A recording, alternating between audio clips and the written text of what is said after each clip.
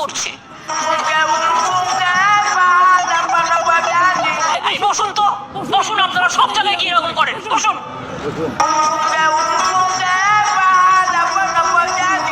প্রতি জায়গায় গিয়ে এরকম বদমাইশি করেন দু চারজন, বসুন। আপনার বক্তব্য থাকলে আপনি কাগজে লিখে দেবেন। মিটিং এর মধ্যে ডিস্টার্ব করবেন না, 1 লক্ষ লোকের মাঝে 10 জন, বসুন।